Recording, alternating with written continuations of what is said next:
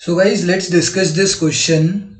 This question is of true and false, and the statement given to us is when marginal product is less than average product false. अब दोबारा से हमें marginal product average product का relation चाहिए. Marginal product is like this and average product कैसे जाता है? Average product rise करता है, जब तक वो इससे मीट नहीं करता तब तक राइज करता है. इससे मीट करने के बाद ही वो गिरना शुरू हो जाता है, फॉल करना शुरू हो जाता है. तो अब यहाँ पर ये मेरा रिलेशनशिप मुझे पता था एपी और एमपी के बीच में. अब क्वेश्चन में क्या पूछा है?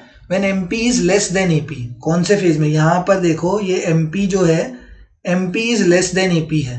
तो जब MP is less than AP है तो एपी फॉल कर रहा है, अपने मैक्सिमम लेवल पर है या राइज कर रहा है? तो सर साफ साफ दिख रहा है हमें. जब क्या दिख रहा है साफ साफ?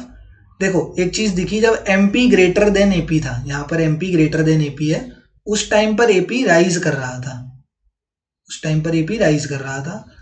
बट जब MP is less than AP है तो वहां पर एपी फॉल कर रहा है. ये चीज मुझे साफ साफ दिख रही है. अब यहाँ पर देखो, MP is less than AP, मतलब लेस का मतलब कम है. और देखो वैल्यू अगर देखी जाए किसी भी ग्राफ की, तो वो अगर उससे नीचे आ रहा है, इसका मतलब उस ग्राफ की वैल्यू उससे कम है. तो एमपी की value is less than AP. जब MP is less than AP है तो AP will obviously fall, AP fall ही करेगा. एंड यही यहाँ पे स्टेटमेंट लिखी है, when marginal product is less than average product. यही तो लिखा है, when marginal product is less than average product AP falls. जो चीज यहाँ पे लिखी है वही मैंने यहाँ पे लिखी थी. इसका मतलब दिस स्टेटमेंट इज ट्रू. ये स्टेटमेंट बिल्कुल सही है, इसमें कोई गलती नहीं है. Thank you.